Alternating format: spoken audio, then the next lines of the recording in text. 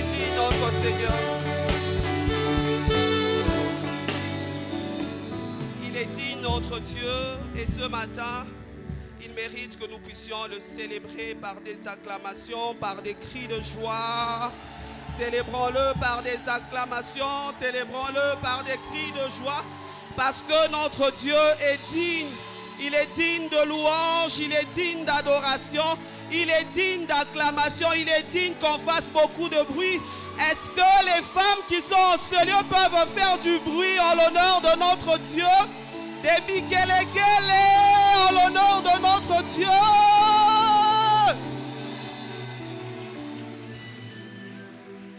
Amen. Veuillez vous asseoir. En tout cas, aujourd'hui c'est un grand jour. C'est un jour spécial pour les femmes. Allez les bikelekele.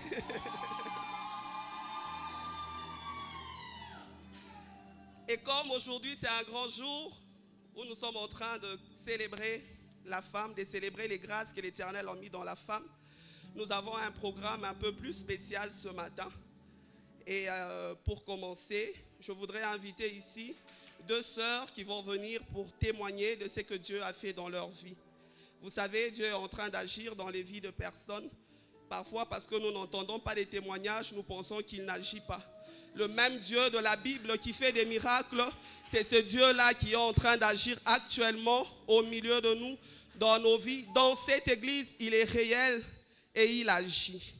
Donc, sans tarder, je vais appeler la sœur Bénédicte, qui sera suivie par la sœur Évodie. Elles vont témoigner de ce que Dieu a fait dans leur vie. On l'encourage.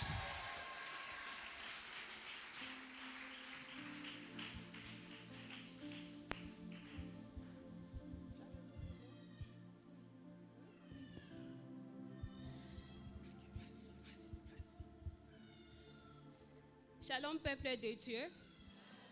Moi c'est la sœur Bénédicte, ouvrière de l'église. Durant des ISIS, j'étais souffrante. J'ai décidé d'aller à l'hôpital pour passer des examens. Après les examens, ils m'ont dit que j'avais des kystes mammaires. J'étais déprimée, j'étais abattue. Bien-aimés, le Dieu que nous prions ici, c'est un Dieu vrai, c'est un Dieu réel. Amen. Après des ISIS, la situation s'est empirée. J'avais de fortes douleurs que je n'arrivais pas à supporter. Moi et ma mère, nous sommes allés à l'hôpital. Nous sommes allés à l'hôpital des Chinois. Arrivé là-bas, on me donnait 60 comprimés par jour. J'ai déprimé vraiment beaucoup. Je me suis décidée de m'accrocher à Dieu. J'ai commencé à prier régulièrement et à méditer sur des versets bibliques qui parlaient de la guérison. Un samedi 28 décembre, je suis allée voir les pasteurs. Les pasteurs ont prié pour moi. Pendant que les pasteurs priaient pour moi, j'ai ressenti en moi une paix profonde. J'ai décidé, à partir de ce moment, j'ai décidé de saisir et de croire à la guérison que Dieu m'accordait. Et j'ai arrêté de prendre les 60 comprimés de médicaments que je prenais. Quelques jours plus tard, les kystes avaient disparu complètement.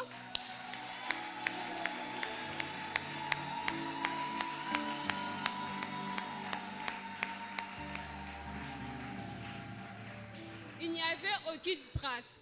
J'étais comblée de joie à tel point que je rendais gloire à Dieu. Par ces témoignages, j'aimerais encourager quelqu'un, j'aimerais dire à quelqu'un, peu importe ta maladie, Dieu est capable de te guérir. Amen. Le Dieu qui m'a sorti de cette situation sombre, il est capable de le faire aussi pour toi. Que toute la gloire lui revienne. Amen. Acclamons pour le Seigneur fortement.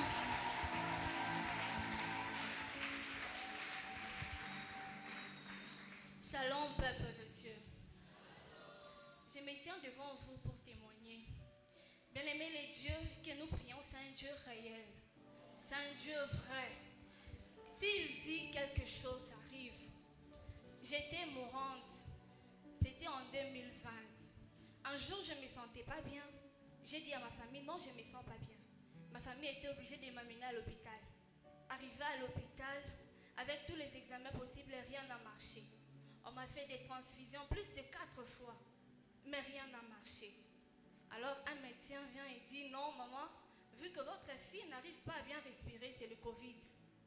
Ils étaient obligés de m'amener à la quarantaine. Arrivé à la quarantaine, avec tous les médicaments de Covid, bien aimé, je me suis complètement perdue. J'étais inconsciente, j'ai commencé à gonfler. Tous mes organes s'étaient abîmés, complètement abîmés. J'ai fait 10 jours de coma, bien aimé. Lorsque j'étais en coma, j'étais partie quelque part, c'était vraiment très beau, plus que même les beaux. Mais arrivé là, le monsieur qui était là, il me dit, pour entrer ici, il faut avoir des documents. Bien aimé, je suis rentrée. Et lorsque je suis rentrée, c'était déjà les 11e jour de coma. J'étais gonflée, j'étais inconsciente. Le médecin disait, non, maman, votre fille n'a pas 24 heures. Mais comme c'est un Dieu qui sait multiplier le temps, il l'a fait. On m'a transférée à Lubumbashi. Arrivé à Lubumbashi, on m'a fait des examens, ils disent que non, même le sang qu'on avait transfusé est en train de se coaguler dans son organisme. C'était vraiment chaos. On a commencé à me traiter, Déjà, ça faisait déjà 6 mois. On a commencé à me traiter. Et puis après, j'ai commencé à redevenir petit à petit. J'ai évolué comme ça, 2022, 2023. Mais avant 2024, je rencontre Dr Julio. En tout cas, le Dieu du Dr Julio, c'est un Dieu qui guérit. C'est un Dieu qui fait des miracles. Lorsqu'il a prié pour moi, j'ai senti quelque chose qui s'est passé en moi. Le soir, je me suis vu quelqu'un qui venait et en me donnant un nouveau cœur. Je prends ce cœur, je le mets sur ma poitrine. Parce qu'on m'avait déclaré que j'étais devenue cardiopathe. Cardiopathe, ça veut dire quelqu'un qui souffre avec un problème de cœur.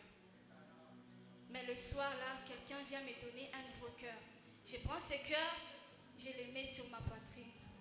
Et puis ma soeur me dit, viens, on va prier. Je viens un jeudi, c'était la rencontre de femmes. Maman Sandra était en train de nous prêcher sur la restauration. Alors j'ai dit, Seigneur, restaure ma foi.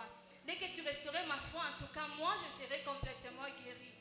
Dieu a restauré ma foi et puis Dieu m'a guérie. Lorsque je suis partie pour le contrôle, j'ai pas pour le contrôle, le médecin me dit non. Ils disent à maman, non maman, votre fille n'a plus d'insuffisance cardiaque. Elle ne présente aucun signe. Wow. Je suis guérie. Gloire au soir. Alléluia. Est-ce qu'on peut célébrer le Dieu qui guérit? Le Dieu de la Bible est réel. Le Dieu que nous servons en ces lieux est réel. De la même façon qu'elle a été guérie. Toi aussi qui es malade ce matin, je viens t'annoncer que Dieu va te guérir.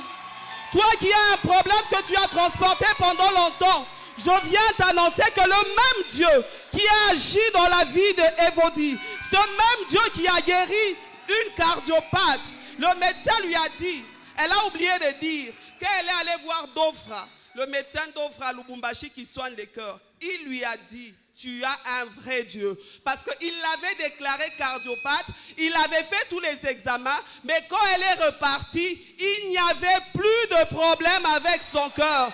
Et le médecin a témoigné que c'est Dieu qui a guéri. Et je viens te dire ce matin, les ennemis qui te combattent vont voir ce que Dieu fait dans ta vie et ils vont témoigner que ça c'est la main de Dieu qui a agi, que ça c'est le Dieu qui guérit. Ici à la main, Dieu est en train d'agir et si tu as la foi, ce matin tu ne sortiras pas de ces lieux tels que tu es entré. Parce que Dieu va te guérir, parce que Dieu va te restaurer. Comme il l'a fait pour elle, il le fera aussi pour toi. Alors j'aimerais qu'on acclame encore fortement pour ce Dieu qui est en train d'agir. Pour ce Dieu qui est en train de guérir, pour ce Dieu qui est en train de faire des miracles. Les miracles ne sont pas seulement pour la Bible. Il agit même dans nos vies. Avant d'aller plus loin, il y a un véhicule immatriculé 1379 AB14 qui doit être bougé. 1379 AB14, si le propriétaire est là, il est cherché dehors. J'aimerais que nous puissions prier pour recommander ces instants au Seigneur. Que Dieu puisse nous parler, que le Saint-Esprit puisse convaincre nos cœurs, que des voix s'élèvent et recommandent ces temps au Seigneur. Père, nous venons ce matin dans ta présence. Nous venons pour te dire merci Seigneur pour cette opportunité que tu nous donnes encore ce matin de nous tenir ici pour parler de ta part. Jésus, je viens me laisser entre tes mains. Je prie Saint-Esprit de Dieu que moi je disparaisse pour que toi tu prennes de la place. Parle à ton peuple Saint-Esprit. Donne du poids à tes paroles. Guéris ceux qui doivent être guéris. Restaure les vies qui doivent être restaurées. Touche les cœurs qui doivent être touchés. Que nos cœurs soient des terres fertiles qui recevront ta parole et que cette parole éternelle puisse produire des fruits. Nous croyons en toi ce matin. Voilà pourquoi nous sommes ici, Jésus. Nous nous abandonnons à toi et nous bénissons ce moment de ta parole. Laisse que ta grâce nous accompagne. Laisse que ton Esprit Saint soit avec nous. Donne-nous de parler sous un ciel ouvert.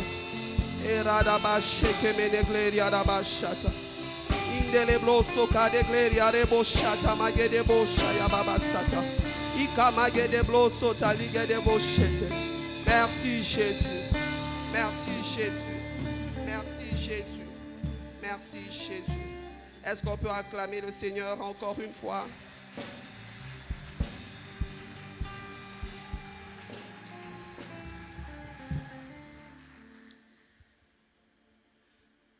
Il y a quelques années, 10 ans en avant, alors que j'avais décidé de servir le Seigneur, j'ai adhéré dans l'église où j'ai prié, dans une équipe qui était une équipe d'organisation, organisation des événements, organisation de la retraite, organisation des sorties des ouvriers et tout. Et la première fois que je suis allé à la réunion de cette équipe, nous étions en train de préparer un pique-nique ou une sortie des ouvriers. Et nous devions aborder un thème ce jour-là, c'était l'unité. Alors nous étions au moins 5 ou 6 et nous étions en train de préparer cette journée-là. Donc chacun de nous devait collecter des idées, venir avec ces idées-là, les partager pour qu'ensemble on voie qu'est-ce qui devait être fait ce jour-là à cette sortie. Alors je suis venu aussi avec tout ce que j'avais collecté. Et alors que j'ai partagé mes idées, il s'est fait que par la grâce de Dieu, mes idées ont cheminé ou ont rencontré les idées de celui qui était notre président à l'époque. J'ai parlé et je crois bien que ces jours-là, j'ai quand même convaincu le responsable de l'équipe. Ce qui a fait que j'ai vu qu'on m'avait donné la responsabilité ce jour-là de partager lorsque nous allions faire notre sortie sur l'unité. C'était ma première fois de parler à plusieurs personnes. Il y avait des dirigeants qui étaient là dans la foi avant nous, les responsables de la jeunesse. Il y avait toutes ces personnes qui étaient avancées par rapport à nous. Mais notre responsable, un bon leader qu'il était, a vu un potentiel en nous. Et ce jour-là, il a voulu nous exposer pour que nous puissions exprimer ce que nous avions. Nous l'avons fait. C'était la première fois, vous comprenez, qu'il y avait un stress très grave. Ce qui a fait que lorsqu'on nous posait des questions, nous n'étions même pas capables de répondre. Pas parce qu'on ne connaissait pas, pas parce qu'on ne maîtrisait pas ce qu'on avait écrit, mais simplement parce que le stress était tellement grand que nous étions perdus. Alors, les responsables étaient mécontents, fâchés contre ceux-là qui nous avaient donné la parole. Et nous étions découragés. Moi, personnellement, j'avais décidé que c'était la dernière fois qu'on me donnait la parole en public. J'en voulais un peu à mon responsable. Pourquoi? La première fois comme ça, tu me désignes et tout. Et mon responsable m'a encouragé. Il m'a poussé à croire en moi. Il m'a dit, ça arrive, mais c'était bien. Au milieu de toutes ces erreurs, ces responsables-là a vu les potentiels que j'avais. Ces responsables-là a vu que si on devait travailler sur ce qu'il y avait en moi, ça allait donner quelque chose de bien. Alors il m'a boosté, il m'a encouragé. Aujourd'hui, 10 ans après, de responsable, il est devenu mon pasteur. Et il a cru encore en moi. Et ce matin, il me donne l'opportunité de venir partager la parole ensemble avec vous. Alors, chers bien-aimés dans le Seigneur, est-ce que vous pouvez m'aider à célébrer le pasteur Julio Kisalou comme il se doit? Le célébrer pour son leadership, le célébrer parce qu'il est là pour nous booster, le célébrer parce qu'il nous encourage. Acclamons encore très fortement pour lui, parce qu'il est une bénédiction pour nous. Il est une bénédiction pour cette église, il est une bénédiction pour les départements des femmes. Merci. Pasteur, merci de tout cœur. Merci aussi à vous pour votre présence en ce lieu. Ici, ce n'est pas mon mari. Ici, c'est la casquette de mon pasteur. Daddy, merci. Alors, je voulais dire merci aussi à vous tous parce que vous êtes là. Votre présence ce matin, c'est vraiment un encouragement. Je me disais, avec cette pluie, avec l'affiche, est-ce que les gens vont venir comme ils verront que ce n'est pas Daddy? Mais vous voir comme ça, en tout cas, ça fait chaud au cœur. Est-ce que vous pouvez acclamer pour vous?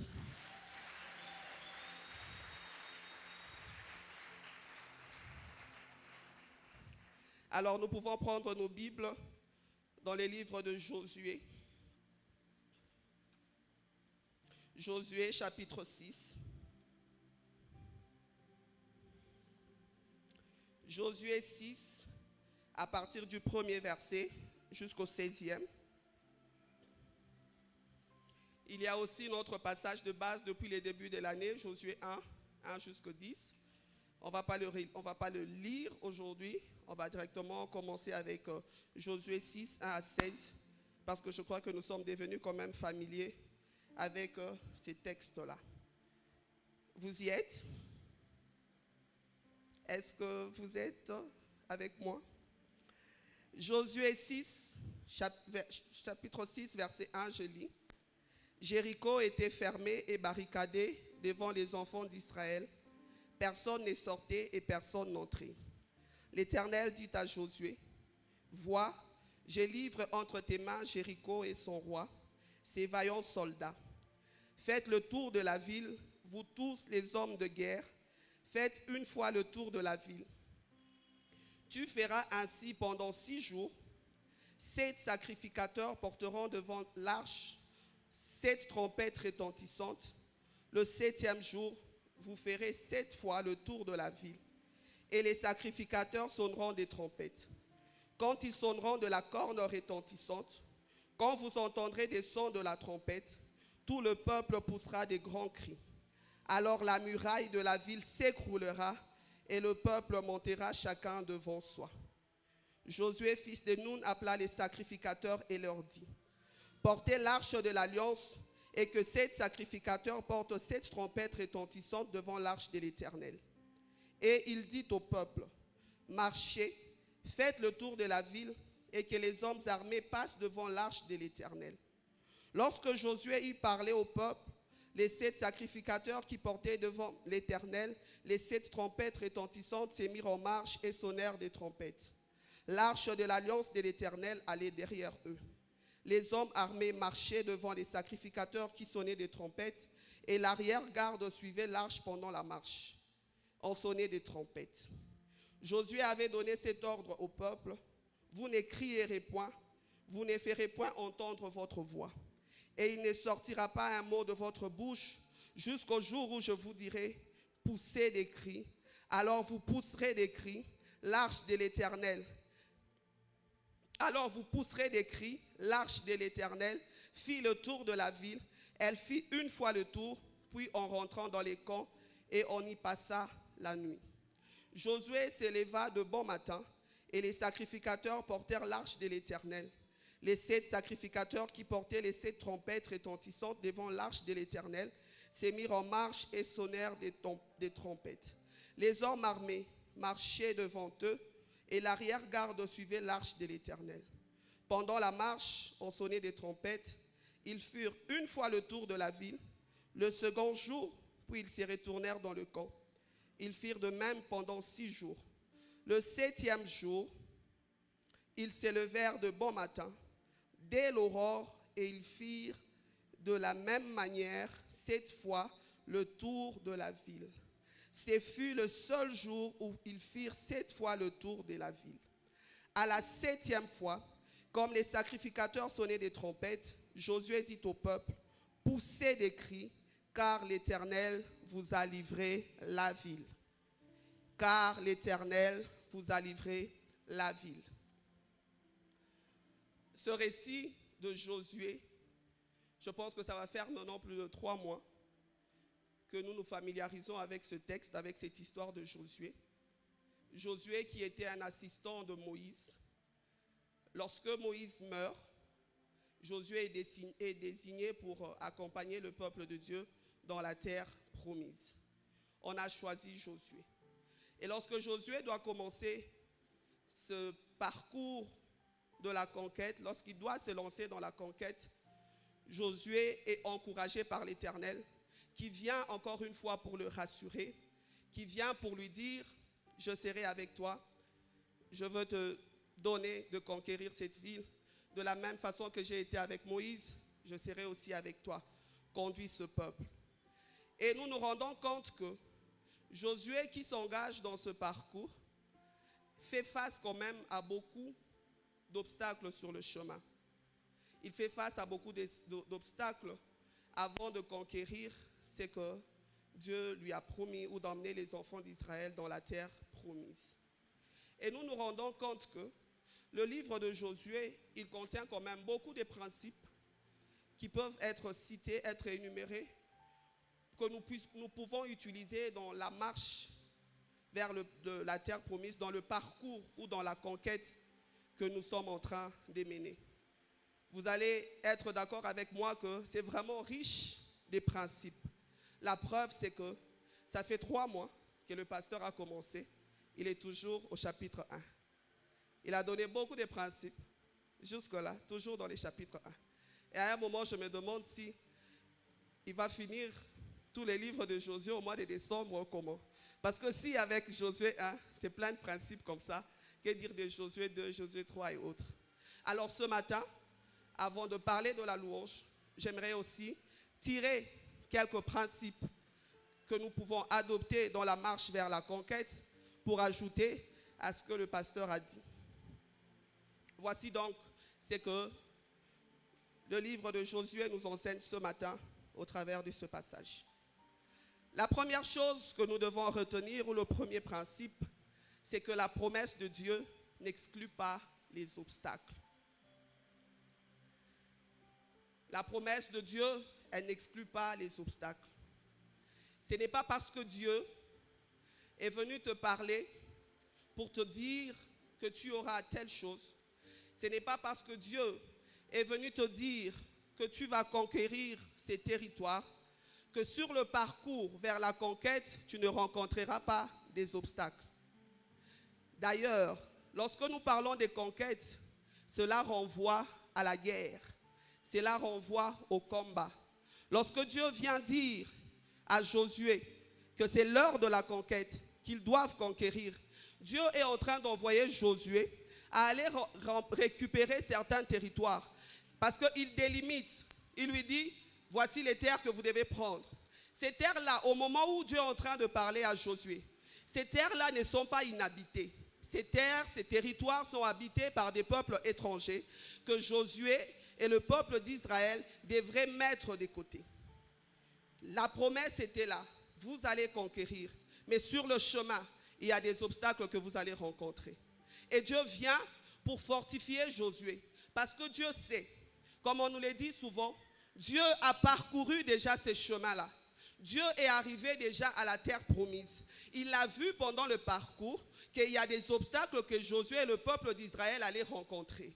Et comme le diable, il utilise souvent la peur pour venir décourager les enfants de Dieu et les empêcher à s'accaparer des choses que le Seigneur leur a données, le Seigneur vient pour rassurer Josué. N'aie pas peur, fortifie-toi, prends courage. Certes, il y a des obstacles. Certes, ça sera très difficile. Mais sache une chose, c'est que je suis avec toi.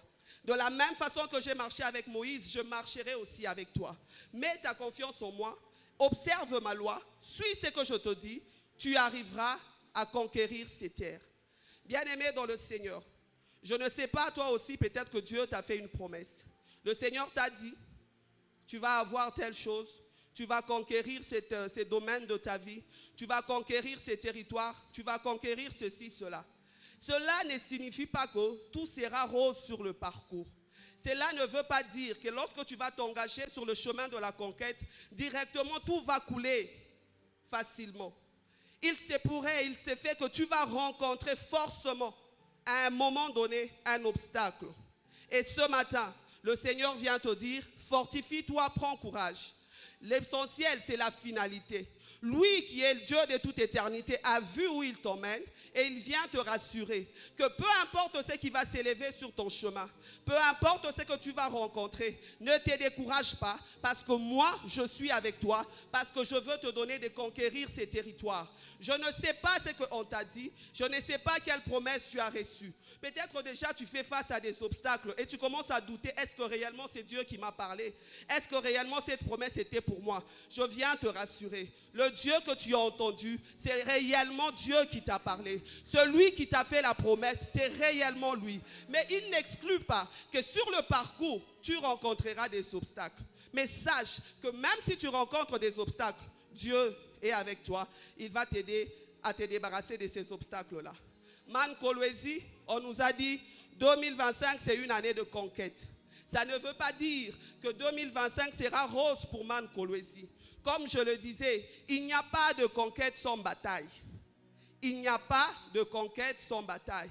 En d'autres termes, qu'est-ce que Dieu a dit à Man Kolwezi? Dieu a dit à Man Kolwezi, cette année 2025, tu vas mener des batailles. Cette année 2025, Man Kolwezi, tu vas rencontrer des obstacles. Cette année, Man Kolwezi, ça ne sera pas aussi facile. Mais sache une chose, c'est qu'avant que tu n'arrives à la fin de l'année 2025, moi, l'Éternel Dieu, je te donnerai de conquérir ce territoire. Moi, l'Éternel Dieu, je te donnerai de conquérir cette chose pour laquelle tu es en train de prier. Dieu est avec toi. Dieu marche avec nous. Les batailles, il y en aura, mais la victoire, elle est dans notre camp.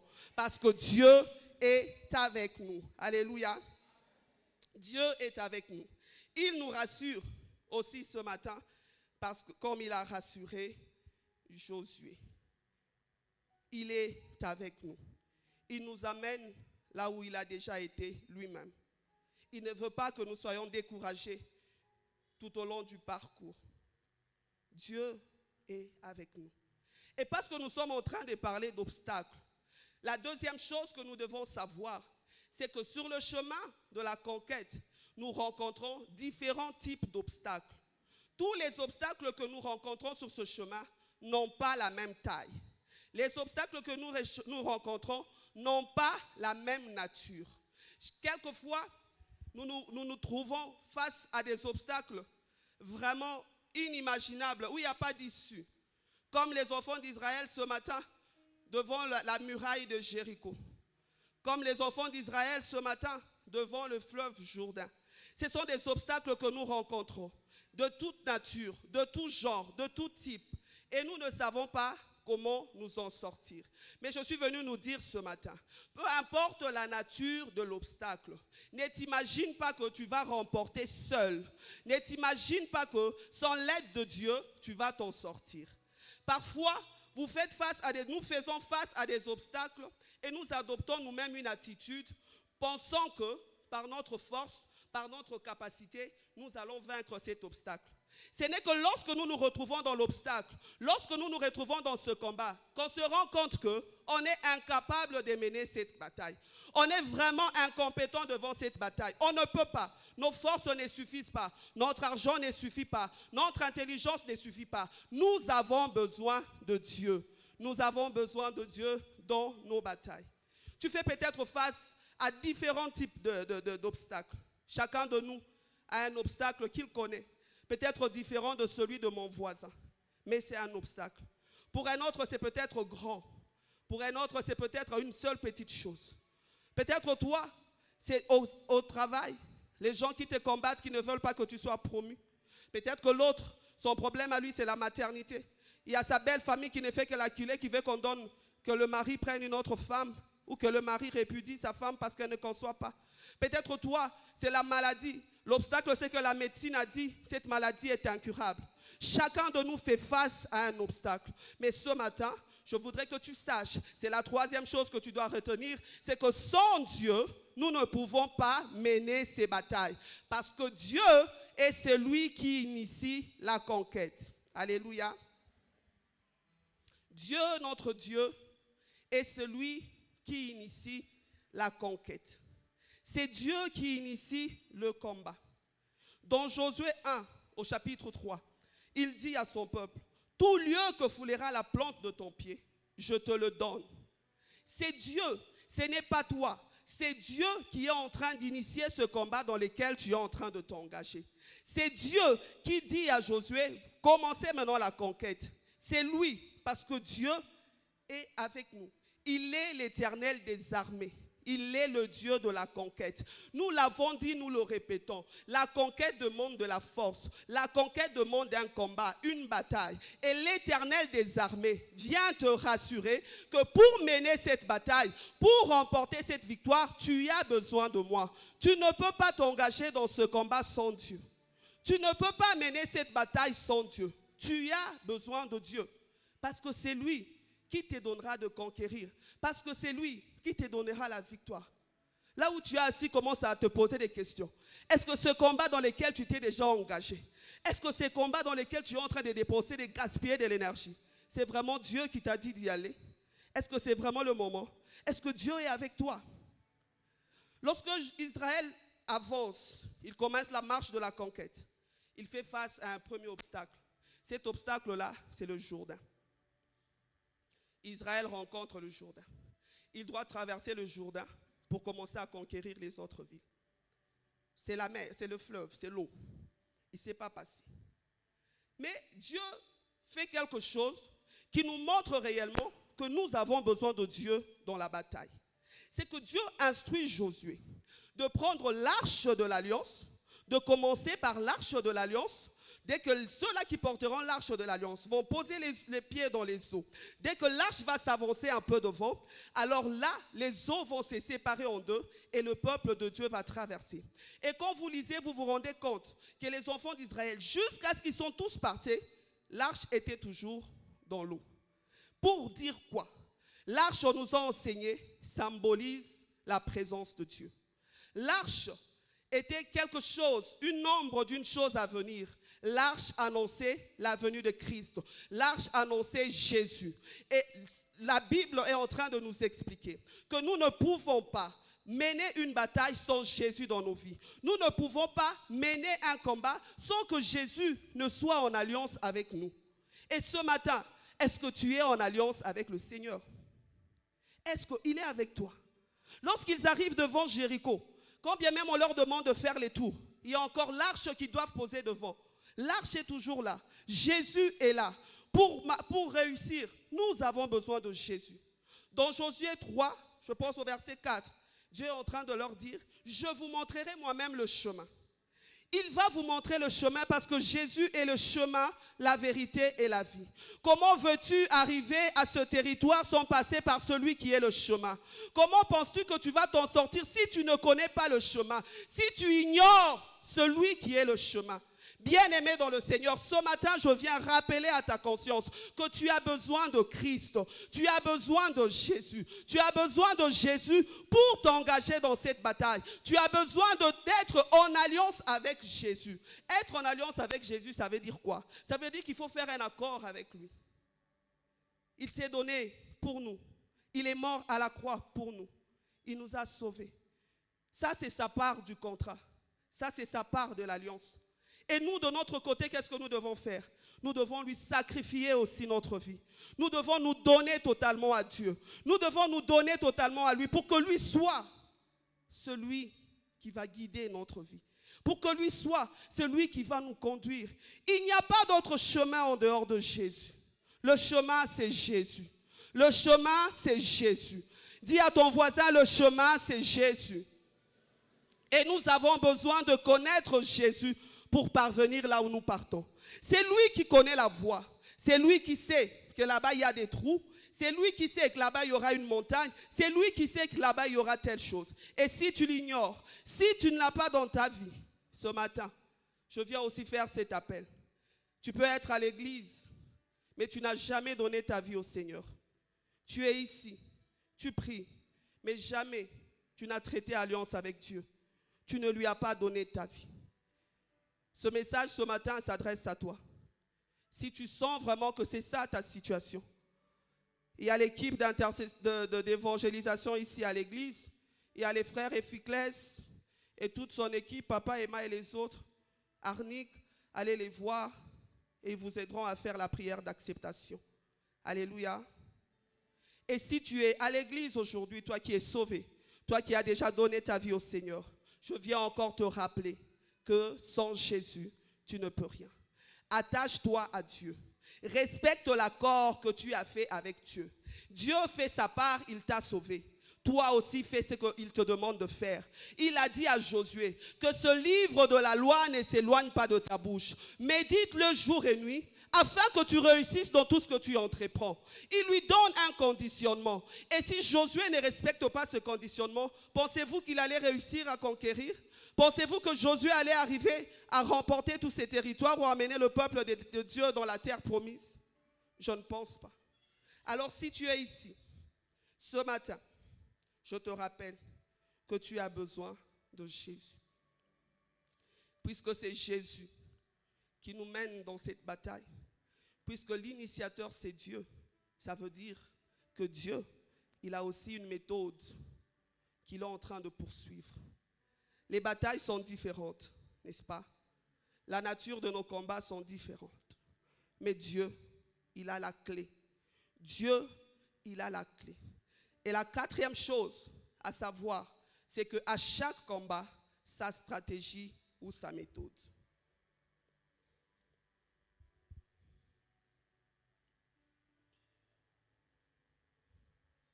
À chaque combat, sa stratégie ou sa méthode. Bien-aimés dans le Seigneur, on ne mène pas toutes les batailles de la même façon. Dieu, quand bien même il est le même, il ne fait pas les choses de la même façon. Notre Dieu n'est pas un Dieu monotone. On ne doit pas enfermer Dieu dans une seule façon de faire, dans une seule façon d'agir. Ne te trompe pas, parce que pour l'autre, la stratégie était celle-ci. Tu veux aussi faire comme elle parce que tu te retrouves dans la même situation. Ça peut marcher, Dieu il est souverain. Mais selon les principes, Dieu ne fait pas les choses de la même façon. Tu as besoin de connaître qu'est-ce que Dieu veut pour cette bataille. Il y a des moments où Dieu, la stratégie qu'il te donne, c'est de fuir. Ça peut arriver. Tu es devant un obstacle. Dieu te dit, fuis. Ici, ne combat pas. Ici, ne gaspille pas ton temps. Tu dois fuir. Si toi, tu t'acharnes à dire, mais l'autre avait le même problème, il a combattu, n'est-ce pas? Notre Dieu, c'est l'Éternel des armées. Il est le tout-puissant, il est le plus fort. Moi, je pars, je veux faire ce que je pense que Dieu va faire pour moi. N'est-ce pas que Dieu répond à la foi? J'ai la foi, je m'engage. Si ce n'est pas la stratégie que Dieu t'a donnée pour ce combat-là, bien-aimé dans le Seigneur, tu vas tomber. Bien-aimé dans le Seigneur, tu vas être tué, tu vas mourir. Et le territoire va rester. Notre Dieu, ne fait pas les choses de la même façon, je disais. Il a des voies différentes. Lorsque nous revenons dans le passage que nous étions en train de lire, je vous ai dit que le premier obstacle auquel les enfants d'Israël sont en train de faire face, c'est le fleuve Jourdain. Ce n'est pas la première fois qu'Israël rencontre un obstacle de ce genre, n'est-ce pas? Lorsqu'ils quittaient l'Égypte, ils fouillaient Pharaon. Ils ont fait face à la mer Rouge. C'est l'eau, c'est la même catégorie. Maritime, aquatique, on est dans ça. Fluvial, lacustre, on est là-bas. C'est la même chose. Et Josué, qui est en train de conduire ce peuple, était témoin de ce que Moïse avait fait. Josué était aussi là. Il avait vu comment ce jour-là, Moïse a procédé pour que les eaux se séparent en deux et que Israël marche à pied sec, traverse. Il pouvait se dire, ça marche à tous les coups. Les mêmes causes produisent les mêmes effets. Il suffit que je fasse aussi comme Moïse, que je lève le bâton. Les eaux vont se séparer. Mais heureusement pour Josué, il était averti. Si ça a marché pour Moïse avec le bâton levé, pour Josué, ça ne marchera pas forcément avec les bâtons levés. Dieu vient avec une nouvelle stratégie. Oui, la nature de l'obstacle est identique, mais la méthode pour y parvenir n'est pas identique. La méthode dans ce cas-là, c'est que tu avances avec l'arche. À Moïse, le bâton, à Josué, l'arche. Ton combat, quand bien même il est identique au combat de ton voisin, il ne faut pas faire du copier-coller, bien-aimé. Nous sommes dans les choses de Dieu. Nous avons dit que c'est Dieu qui initie. On ne fait pas du copier-coller. Que ce que ton ami a vécu suscite encore de la foi chez toi. Mais ne cherche pas à reproduire textuellement. À moins que tu sois conduit par l'Esprit. À moins que Dieu te dise, fais comme lui. Nous avons lu dans le Nouveau Testament, il y a beaucoup d'exemples des aveugles qui ont été guéris. Ont-ils tous été guéris de la même façon? Pourtant, c'était un même problème. Ils avaient tous un problème de vue, un problème de vision. Mais à chacun, le Seigneur a utilisé une méthode particulière.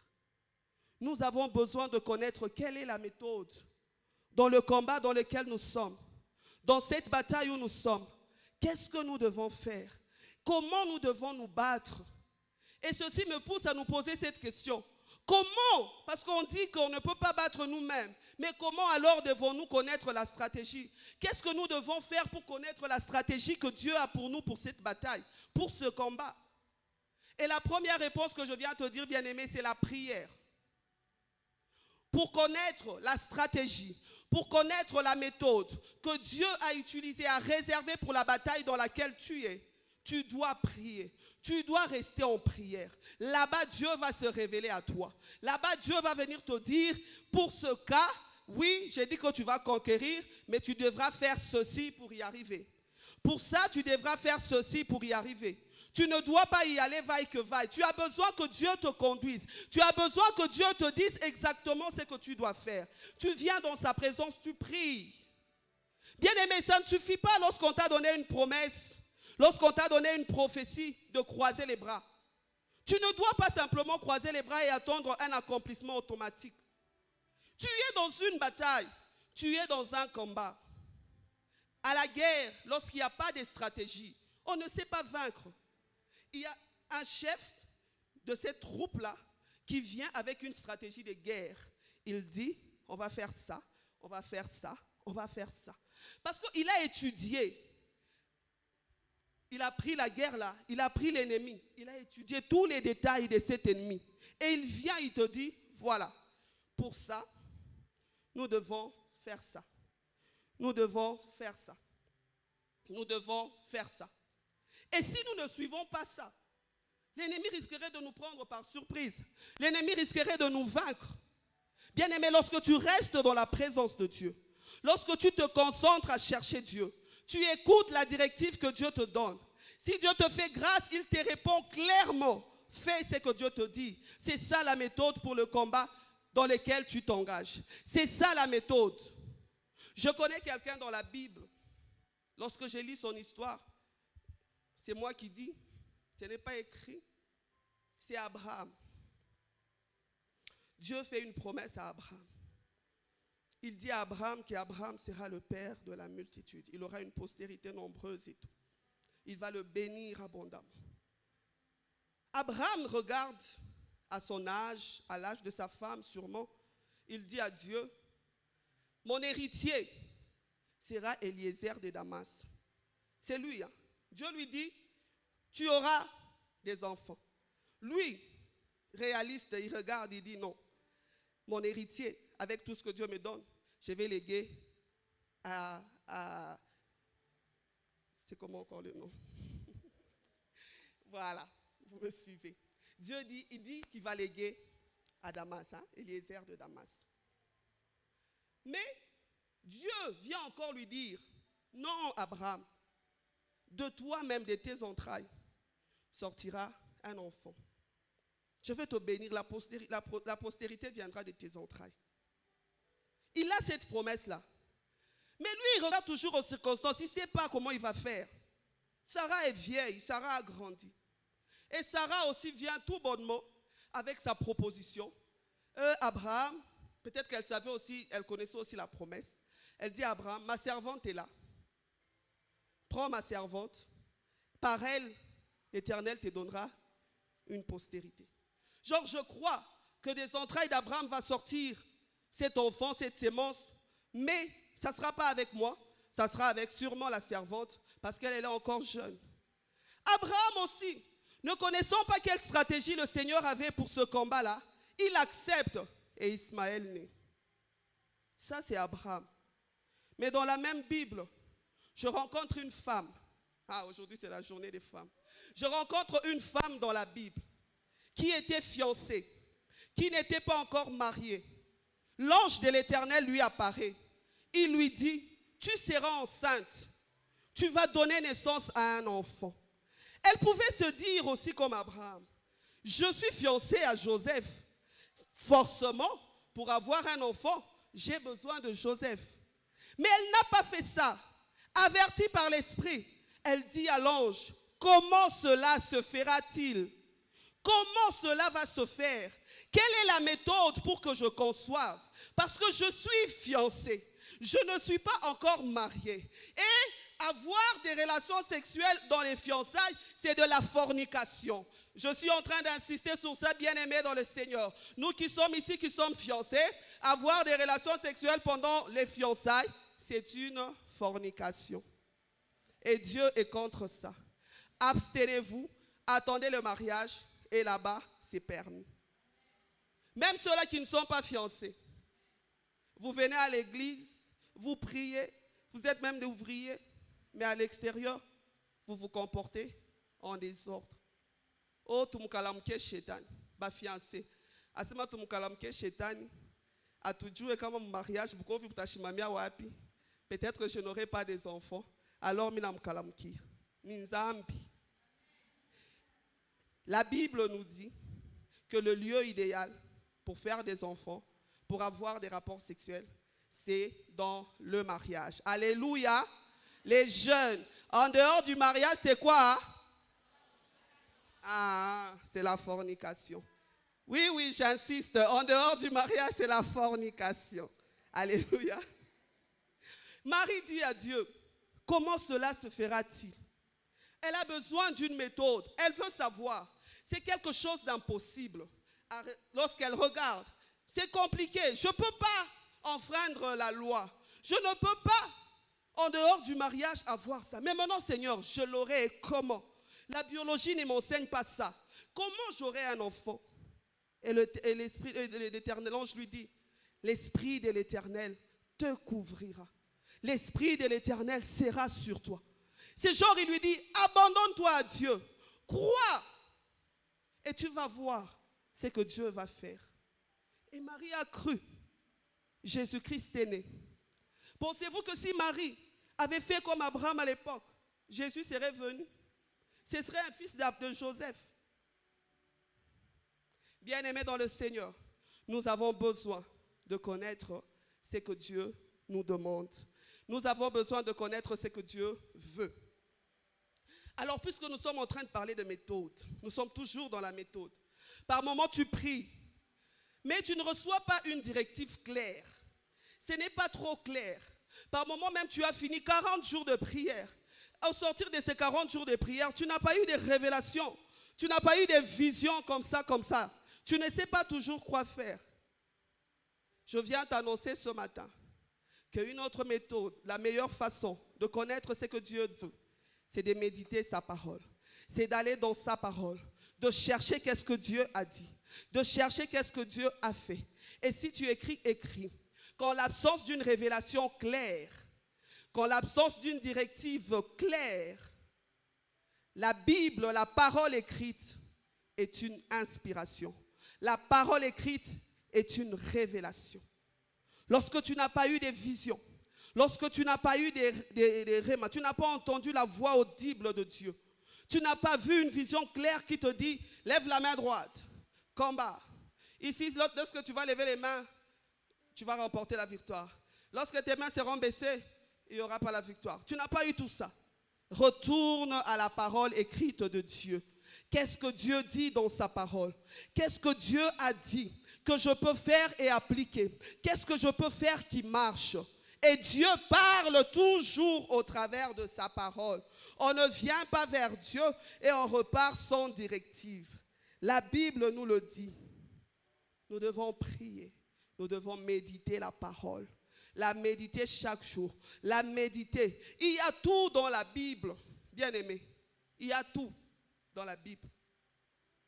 Ces jours-là, je disais à mon mari, j'ai une phobie pour les chats. J'avais très peur. Mais alors que j'ai commencé à lire la Bible, j'ai vu que lorsque Noé avait fait entrer tous les animaux dans l'arche, le jour où il devait sortir après la pluie, Dieu lui a dit qu'il ne devrait pas avoir peur des animaux et même des petits insectes. Je me suis levée, j'ai dit non. Donc avoir peur du chat, ce n'est pas normal.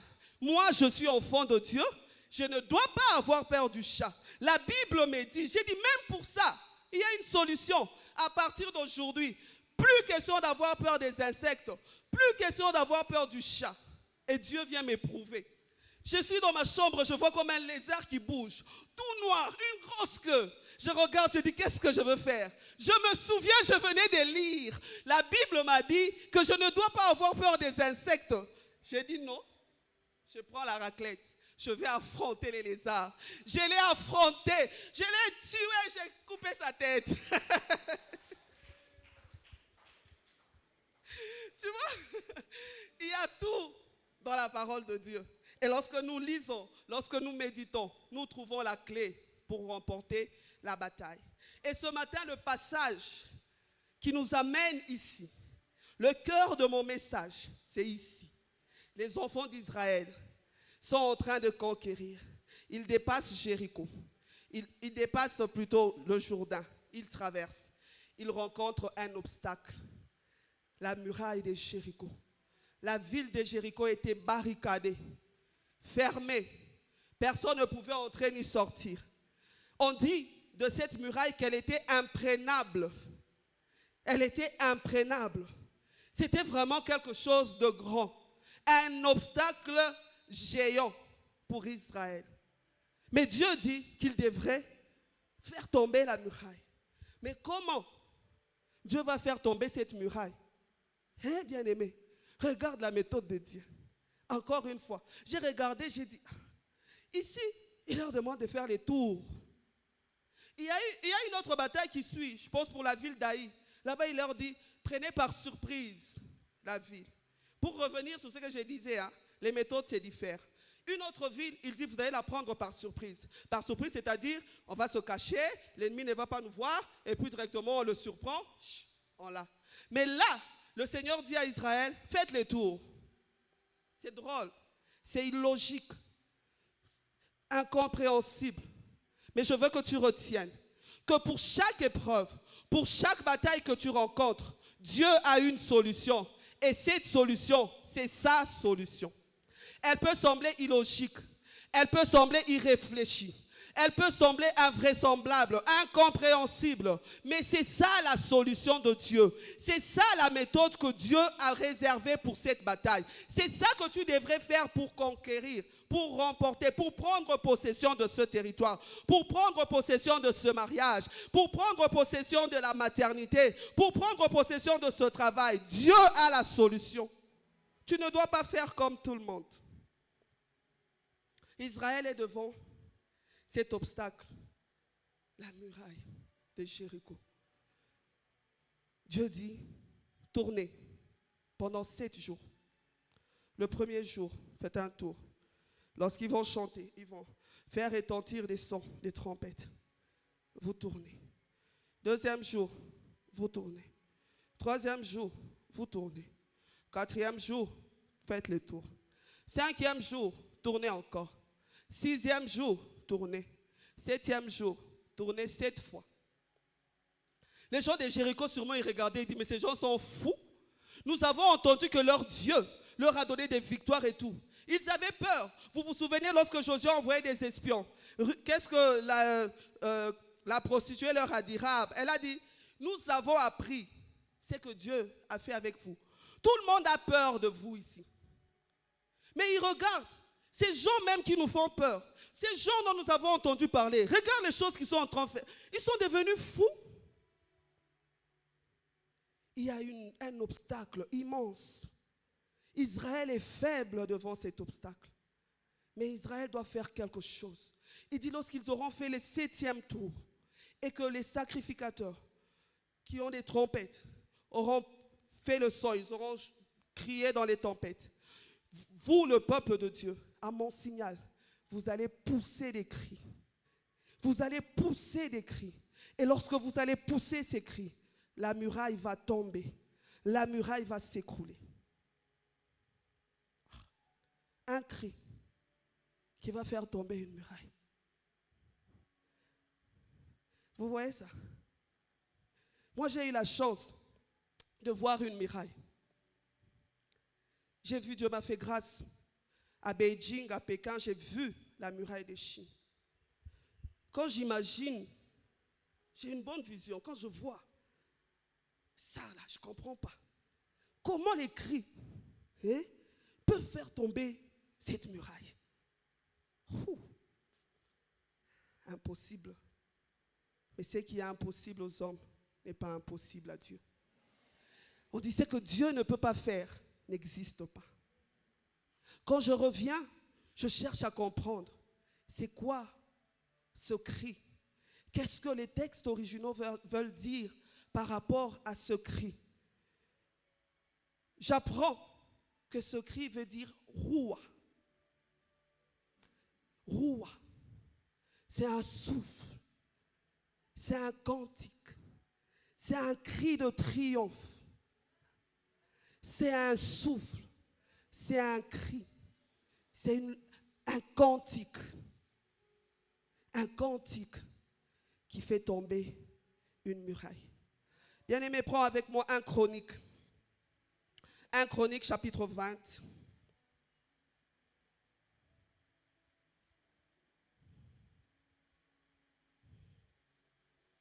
Un Chronique, chapitre 20. Il y a quelque chose de merveilleux qui se passe là-bas. Excusez-moi.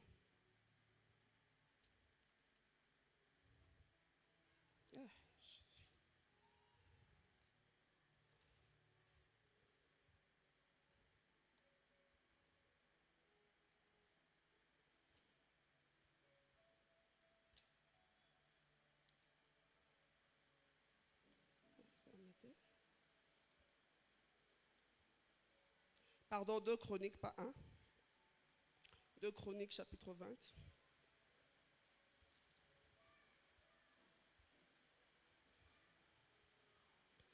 Deux Chroniques, chapitre 20, je suis au verset 22. La Bible dit, au moment où ont commencé les chants et les louanges, l'Éternel plaça une embuscade. Je vais recommencer au début pour qu'on comprenne bien qu'est-ce que l'histoire est en train de dire. 2 Chroniques, chapitre 20. Après cela, les fils de Moab et les fils d'Ammon et avec eux des Moabites marchèrent contre Josaphat pour lui faire la guerre. Ça fait 3. En vain on informait Josaphat en disant, une multitude nombreuse s'avance contre toi, depuis l'autre côté de la mer, depuis la Syrie. Ils sont à Hatson Tamar. Dans sa frayeur, Josaphat s'est disposa à chercher l'Éternel. Josaphat a prié. Il publia un jeûne pour tout Juda. Juda s'assembla pour invoquer l'Éternel, et on vint de toutes les villes de Juda pour chercher l'Éternel. Josaphat se présenta au milieu de l'assemblée de Juda et de Jérusalem, dans la maison de l'Éternel, devant le nouveau parvis, et il dit, Éternel Dieu de nos pères, n'es-tu pas Dieu dans les cieux? N'est-ce pas toi qui domines sur tous les royaumes des nations? N'est-ce pas toi qui as en main la force et la puissance, à qui nul ne peut résister? N'est-ce pas à toi, ô notre Dieu, qui a chassé les habitants de ces pays devant ton peuple d'Israël, qui l'a donné pour toujours à la postérité d'Abraham qui t'aimait? Ils l'ont habité et ils y ont bâti un sanctuaire pour ton nom, en disant, s'il nous survient quelque calamité, l'épée, le jugement, la peste ou la famine, nous présenterons devant cette maison et devant toi, car ton nom est dans cette maison. Nous crierons à toi du sein de notre détresse, et tu exauceras et tu sauveras. Je vais au verset 13. Tout Juda s'est tenu debout devant l'Éternel, avec leurs petits-enfants, leurs femmes et leurs fils. Alors l'Esprit de l'Éternel saisit au milieu de l'assemblée Jazaziel, fils de Zacharie, fils de Benaja, fils de Jéhil, fils de Manatia, lévite d'entre les fils d'Azaph. Et Jazaziel dit, soyez attentifs tous Juda et habitants de l'Éternel, et habitants de Jérusalem, et toi, roi Josaphat. Ainsi vous parle l'Éternel. Ne craignez point et ne vous effrayez point devant cette multitude nombreuse, car ce ne sera pas vous qui combattrez, ce sera Dieu. Demain, descendez contre eux. Ils vont monter par la colline des Tis, et vous les trouverez à l'extrémité de la vallée en face du désert de Jérul. Vous n'aurez point à combattre en cette affaire. Présentez-vous là et vous verrez la délivrance que l'Éternel vous accordera. Juda et Jérusalem, ne craignez point, ne vous effrayez point. Demain, sortez à la rencontre de l'Éternel. Sortez à leur rencontre et l'Éternel sera avec vous.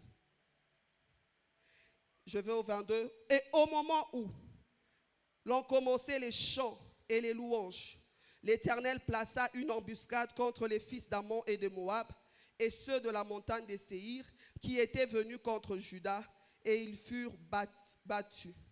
Au moment où on commençait les chants et les louanges, l'Éternel plaça une embuscade contre les adversaires de son peuple. L'Éternel a donné la victoire à son peuple. Lorsque son peuple a commencé à faire quoi? Lorsque son peuple a commencé à louer.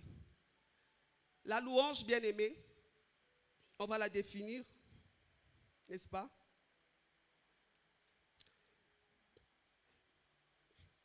Louer Dieu, c'est exprimer notre reconnaissance. Je prends cette définition parce que je sais ce que je voudrais que nous fassions ce matin. C'est exprimer à Dieu notre reconnaissance. Nous regardons à Dieu, il est digne. Le Seigneur a fait des choses pour nous. Le Seigneur a accompli des choses dans nos vies. Et nous venons lui dire merci. Nous venons exprimer des actions de grâce à l'endroit de notre Dieu. Nous venons lui dire merci. Merci Jésus. Merci pour ceci. Merci pour ceci. Merci pour ceci. Donc, c'est dire à Dieu ses mérites, ses qualités. Ça, c'est une définition générale, une définition normale. Dire à Dieu ses mérites, ses qualités. Lui parler, tu lui dis, Seigneur, tu es ceci. Seigneur, tu dis à Dieu ses mérites. Mais je voudrais que nous puissions faire ressortir cet aspect d'action de grâce. Dire à Dieu des actions de grâce. Lorsque les enfants d'Israël ici sont devant un obstacle, ils sont en train de chanter. Ils ont chanté. Dieu, ils sont faibles, vous savez. Face à un obstacle qui est devant nous, on est faible. Face à des obstacles, on est faible. Israël, Josué et l'équipe étaient faibles devant la muraille de Jéricho. Elle était impénétrable. Elle dépassait au fait toute leur force. Ils étaient faibles. Josaphat et son équipe étaient faibles. Nous sommes des êtres faibles, n'est-ce pas? Mais la Bible nous dit que du faible, Dieu fait sortir ce qui est fort pour confondre les sages. Dieu utilise ce qui est faible pour sortir ce qui est fort et confondre les sages. Faibles qu'ils étaient, ils sont venus louer le Seigneur. Ici, dans Chronique, quand je regarde le sens de la louange qu'ils sont en train d'exprimer au Seigneur, c'est Tehila. Tehila, un cantique. Tehila, des louanges, des actions de grâce. Tehila, c'est aussi un souffle qui vient du cœur. C'est inspiré de Dieu. Ça vient, c'est un problème du cœur. C'est inspiré par l'Esprit. Pourquoi, je vous dirai tout à l'heure.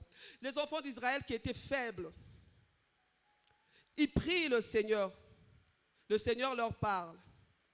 Mais le Seigneur n'utilise pas n'importe qui pour venir donner un message aux enfants d'Israël. Je ne sais pas pourquoi. Lorsque j'ai lisé ce passage, d'habitude, moi, les noms compliqués, je saute. Mais le Seigneur m'a poussé à m'intéresser un peu au nom de Jazaziel. Jazaziel. Qu'est-ce que Jazaziel voulait dire? Jazaziel, c'est un lévite qui était aussi en charge de la musique. Vous avez vu, on a dit Asaph. Il était aussi choisi par David pour la louange, pour la musique. C'est celui-là qui loue, qui utilise des instruments, celui-là qui conduit les gens à la louange, que Dieu utilise pour venir parler à son peuple. Et lorsque je regarde le sens du nom de ce monsieur, Jazaziel veut dire Dieu qui fortifie.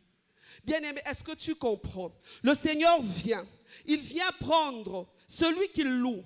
Il vient lui donner un message, à donner à son peuple, lui rassurant, ne t'inquiète pas, ne combats pas, ne fais pas ceci, parce que Dieu lui-même va combattre pour toi. Et quand tu regardes le sens, ça veut dire Dieu fortifie. Qu'est-ce que Dieu veut dire? Vous êtes faible, mais lorsque vous vous mettrez à me louer, une puissance sortira de vous et vous allez vaincre ces batailles qui sont devant vous. Vous êtes faible dans cette situation, vous êtes faible dans cet obstacle, mais lorsque quelque chose sortira de vous, ça produira une puissance, ça produira une force. Et cette force vous donnera la victoire. Vous n'aurez pas à fournir beaucoup d'efforts. Votre part à vous, c'est de me faire plaisir. La Bible dit, on nous a enseigné que Dieu nous a créés pour son bon plaisir. Et une façon de faire plaisir à Dieu, c'est une façon de le louer. Et lorsque nous nous mettons à louer Dieu, Dieu est réjoui. Il est réjoui dans son cœur. Il est content. Et lorsqu'il est content, quelque chose se passe. Toi qui étais faible, le Seigneur vient t'équiper. Le Seigneur vient te donner de la force. Et lorsque simplement tu pousses un cri, la muraille tombe. Lorsque tu pousses le cri, Jéricho est conquis. Lorsque tu pousses le cri, la victoire est acquise. Bien-aimés, il y a deux manières de louer le Seigneur. Vous savez, lorsque le Seigneur produit des résultats, il fait quelque chose pour moi. Lorsque le Seigneur réalise, j'ai prié, j'ai vu. Il y a des résultats devant moi. Mon cœur est débordant de joie, n'est-ce pas? Et automatiquement, je loue le Seigneur. Automatiquement, je viens dire merci à Dieu. Et ma louange est sincère parce que réellement le Seigneur m'a fait plaisir. Réellement il y a de la joie dans mon cœur et c'est par l'abondance du cœur que la bouche parle, n'est-ce pas? Si mon cœur est réjoui, ce qui sortira de ma bouche, ça sera des reconnaissances, ça sera des paroles de louange envers Dieu. Là c'est automatique, là c'est facile. Mais il y a une autre situation dans laquelle nous devons louer le Seigneur. C'est lorsque notre cœur est rempli de tristesse. C'est lorsque nous sommes éprouvés. Nous sommes dans une situation très difficile. C'est le cas des enfants d'Israël dans les passages que nous avons lus ce matin. Ils sont face à l'épreuve. Ils sont face à des obstacles. Ils sont face à des situations qui ne procurent pas la joie. Il y a la tristesse, il y a l'amertume, il y a la désolation dans le cœur. Mais c'est à ce moment-là que le Saint-Esprit vient souffler. Lorsque tu regardes, tu fais confiance à Dieu. Dans cette situation, comment quelqu'un, on a dit que de l'abondance du cœur, la bouche parle. Comment expliquez-vous que quelqu'un qui est rempli d'amertume puisse élever de louanges à notre Dieu, puisse dire merci à Dieu pour des choses qu'il n'a pas vues? Ah, tu es en train de chercher des enfants. Ça fait des années que tu ne conçois pas. La belle famille est en train de t'humilier, de te mortifier. Chaque jour, on se moque de toi, à gauche, à droite. Mais tu viens dans cette situation. Tu prends cette situation de faiblesse. Tu viens pour élever des actions de grâce à l'endroit de ce Dieu. Comment expliquez-vous ça? C'est parce que l'Esprit de Dieu, lorsque tu fais confiance à Dieu, tu montes au-dessus de ta situation. Tu prends cette situation, tu viens la présenter à ce Dieu. Le Dieu qui fait des miracles. Lorsqu'il est réjoui, bien aimé, quelque chose se déclenche. Bien aimé, quelque chose arrive. La louange apporte de la force. La louange, surtout dans l'épreuve, produit de la force, produit de la puissance. Cette puissance qui nous emmène à vaincre, cette puissance qui nous amène à conquérir, cette puissance qui nous amène à posséder des territoires. Mais pour y arriver, il faudrait que notre cœur soit d'abord rempli de foi.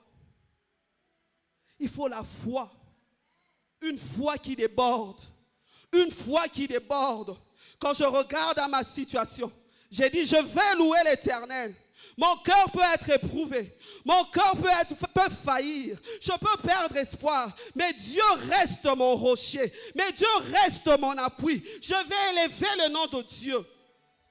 Dans cette situation-là, je me mets à lui dire merci pour ces choses que je n'ai pas encore vues. Je me mets à lui dire merci pour ces choses qu'il n'a pas encore réalisées. Faible que je suis, le Seigneur vient me fortifier. Le Seigneur vient exercer mes mains dans ce combat et le Seigneur vient me donner la victoire.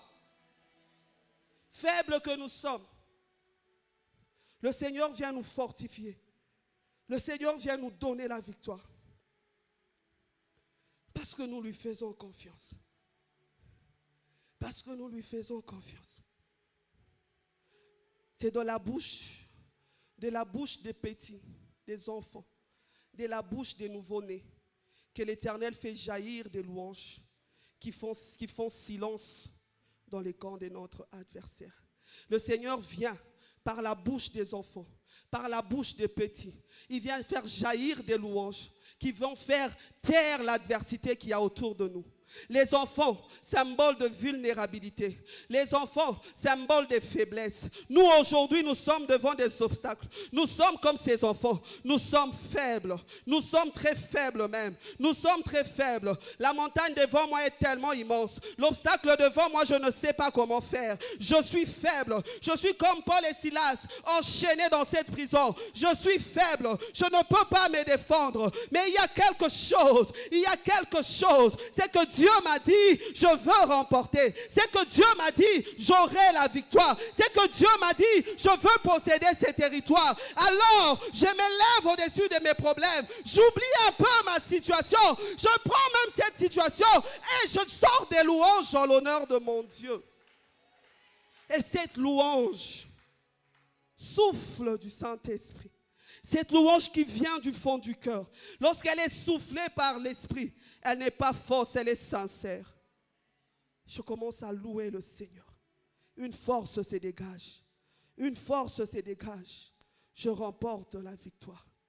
Et lorsque vous savez, bien-aimés, sur le chemin de la conquête, lorsque tu as pris la résolution de louer le Seigneur, fais taire tout ce qui se dit autour de toi. Ferme les oreilles à tout ce qui s'est dit autour de toi.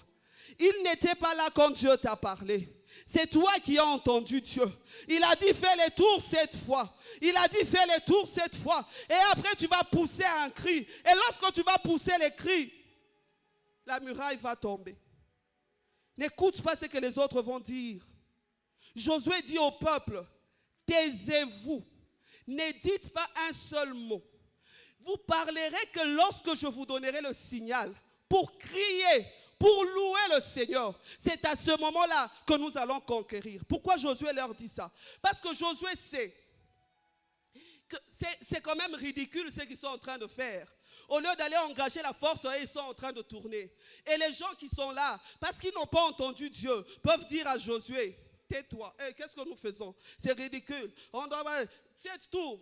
On a déjà fait 3 jours. Rien ne s'est produit. Et voilà, nous sommes au 7e. Tu nous demandes même de faire.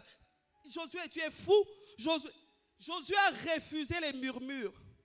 Il a dit, nous sommes déjà face à une muraille. Comment voulez-vous encore construire d'autres murs? Alors taisez-vous, ne parlez pas. Jusqu'à ce que je vous dirai. Pourquoi il dit restez fixés sur Jésus, restez fixés sur la promesse, visualisez votre victoire, visualisez cette conquête, restez là. Et quand vous sentez qu'en visualisant, les mots commencent à monter, vous mettez vraiment dans ça, vous réalisez, vous vivez ce que vous voyez, vous faites monter de louanges à l'Éternel. L'Éternel agira, l'Éternel agira. La Bible nous dit que Dieu siège au milieu de la louange de son peuple. Tu sais ce que ça veut dire siéger?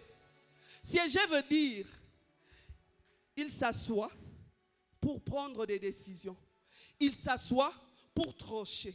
Lorsque vous êtes étudiant, on veut vous délibérer. Les jurys siègent. Ils s'assoient.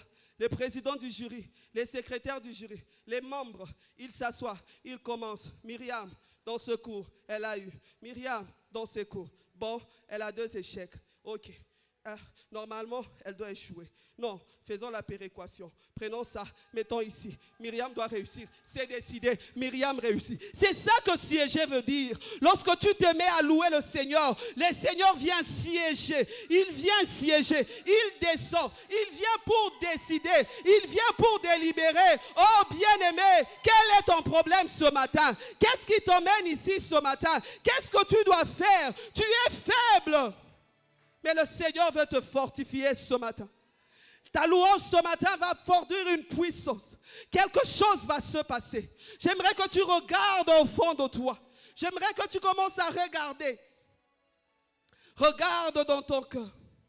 Regarde ce qui t'accable. Ce matin, le Seigneur m'a envoyé te dire, ne désespère pas. Ce matin, le Seigneur m'a envoyé te dire, peu importe Jéricho, ne désespère pas. Toi, fais seulement ce que je t'ai dit. Toi, fais seulement ce que je t'ai dit. Ils sont peut-être 3, ils sont peut-être 4, ils sont peut-être des milliers. Mais écoute, regarde comment je veux combattre pour toi. Assieds-toi là et regarde. Vois-moi te donner la victoire. Vois-moi remporter pour toi cette bataille. Vois-moi remporter la victoire. Cet enfant, tu l'auras. Ces enfants, tu les auras. Pas un seul, mais des jumeaux. Pas un seul, mais des triplés. Cette maladie partira. Et ce matin, j'aimerais que tu te lèves, que tu regardes. Qu'est-ce que Dieu n'a pas encore fait? Que tu commences à faire monter des actions de grâce. Dis-lui merci pour cette situation qui t'accable. Dis-lui merci pour ces injures, ces moqueries. Dis-lui merci pour ces choses qui te dérangent. Dis-lui merci ce matin pour cette maladie qui a pris des années. Dis-lui merci pour cette situation difficile. Dis merci à Dieu. Élève ta voix ce matin. Commence à dire merci à Dieu. Commence à dire merci à Dieu. C'est difficile, Seigneur, mais je te dis merci. C'est difficile, mais je te dis merci. C'est difficile, mais je te dis merci. Oh, c'est difficile, mais je te dis merci. C'est difficile, mais je te dis merci. C'est difficile, mais je te dis merci. C'est difficile, mais je te dis merci. Est-ce qu'on peut me jouer? I am amazed by how you show me mercy. Thank you for your mercy. Thank you for your mercy. Lord, I am amazed. Ce matin, Seigneur, je suis émerveillé par ce que tu as fait pour moi. Je suis émerveillé, Seigneur, ce matin parce que tu es fidèle. Oh, ce matin, Jésus, je crois que tu es fidèle. Ce matin, Seigneur, je crois que tu es fidèle. J'ai faim, mais je viens te dire merci. J'ai soif, mais je viens te dire merci. Je n'ai pas d'enfant, Seigneur, mais je viens te dire merci.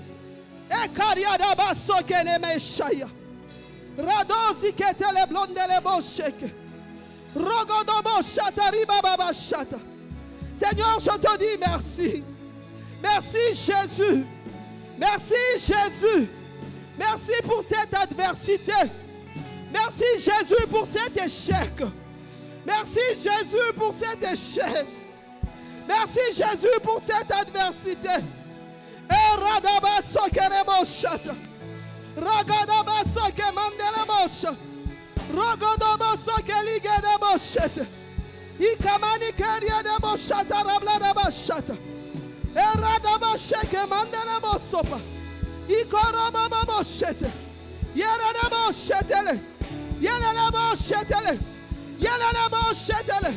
Faible que je suis, je viens t'adorer ce matin. Faible que je suis, je viens t'adresser mes actions de grâce.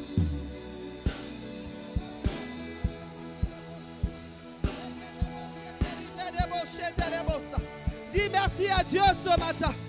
Dis merci à Dieu pour cette épreuve. Dis merci à Dieu pour cette épreuve.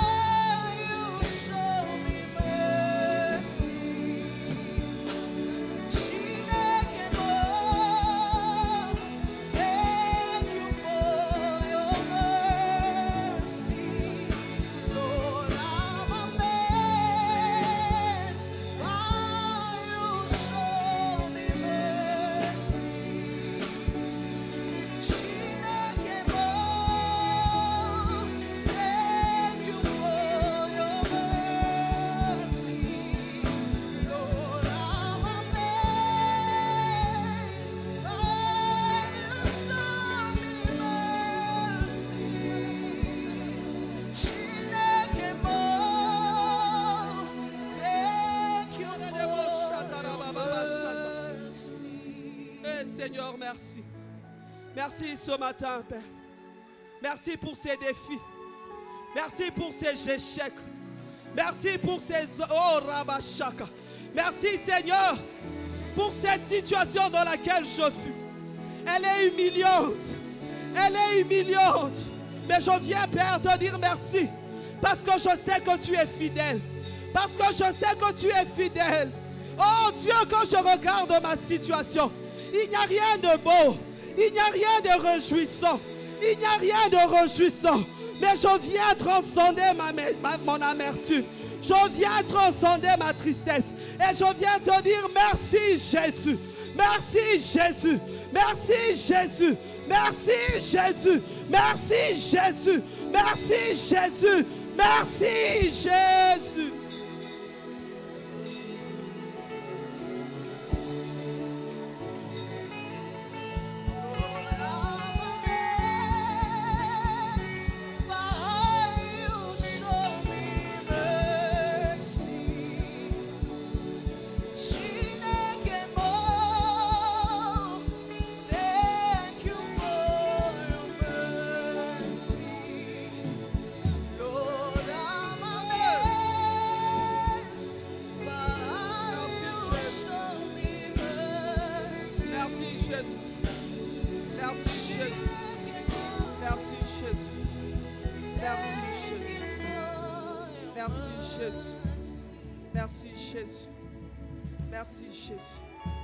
Et ce matin, en quittant ce lieu, si tu peux oublier tout ce que j'ai dit, j'aimerais que tu te souviennes de ceci. Papa Alain Moloto a dit, il y a des feux qui s'allument seulement lorsqu'une louange monte d'un cœur qui est éprouvé. Il y a des feux qui s'allument pour embraser l'adversité seulement lorsque des louanges montent d'un cœur qui est éprouvé. Il y a des feux qui s'allument pour embraser les liens de l'adversité seulement lorsque la louange monte d'un cœur qui est éprouvé. Un cœur qui est éprouvé lorsqu'il adore, lorsqu'il loue le Seigneur. Lorsqu'il loue le Seigneur, il y a des signes qui s'opèrent. Il y a des signes qui se manifestent simplement lorsque un cœur éprouvé loue le Seigneur. Alors j'aimerais que l'Église m'aide à célébrer encore le Seigneur fortement. Acclame pour le Seigneur. Acclame-le. Acclame-le.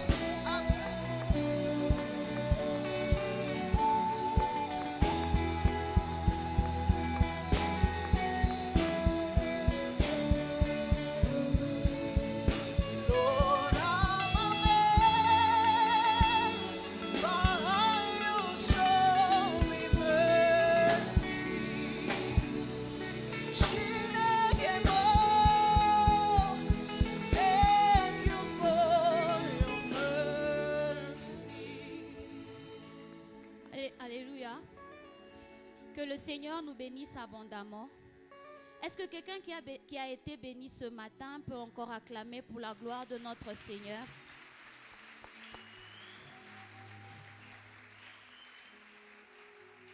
Nous sommes pratiquement à la fin de notre culte. Nous allons passer aux offrandes. Alors de là où nous sommes, nous pouvons prendre nos offrandes. Si vous avez besoin d'une enveloppe de dîmes ou action de grâce, vous pouvez lever votre main et les protocoles vont vous donner l'enveloppe. Et selon leur ordre, nous allons nous avancer pour déposer nos offrandes.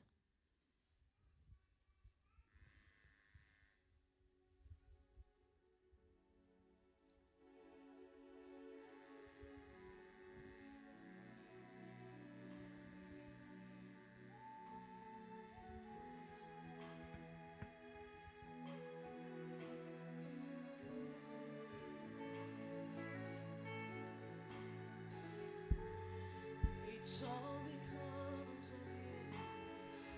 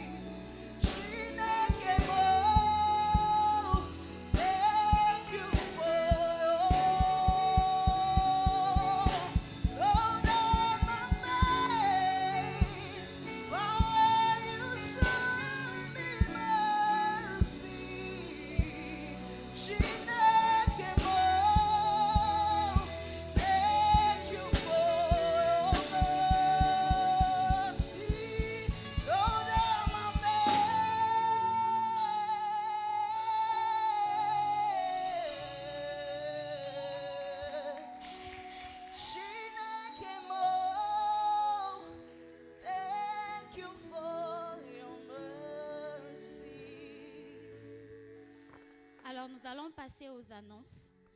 Cette semaine, le programme, il est normal. Mercredi, de 16h30 à 18h30, nous avons notre étude biblique. Le jeudi, de 16h30 à 18h30, nous avons culte des femmes. Mais spécialement pour ce mois d'avril, nous n'aurons pas nos 3 rencontres habituelles, c'est-à-dire enseignement, prière et la chambre des secrets. Mais ce mois sera un mois de prière. Nous avons un programme spécial qui est intitulé Anankoré, qui veut dire source de celui qui invoque. Alors nous invitons encore les sœurs, les femmes à venir à ce programme. Si vous avez des requêtes particulières, vous pouvez toujours les noter sur un papier. Quand vous venez, vous les déposez ici devant et nous allons prier. J'ose croire de tout cœur que le Seigneur nous fera du bien. Et le vendredi, de 17h juste à 19h, nous aurons notre chambre haute. Le département d'évangélisation, baptême et affermissement annonce la prochaine session de baptême qui débutera en avril. Ainsi, ceux qui désiraient se faire baptiser, veuillez voir le frère Paulin pour vous faire enregistrer. Il est demandé à tous ceux qui ont été baptisés ici à l'église de s'enregistrer également chez le frère Paulin pour les affermissements. Alors nous avons des bébés à présenter ce matin. Il s'agit du bébé Priyabara Kalingula, de Madame Ketia et de Monsieur Bienvenu, et les bébés Anaya Bonté Numbi Mumba, de Monsieur David et Madame Océane. Est-ce que pendant qu'ils s'avancent, nous pouvons acclamer pour le Seigneur?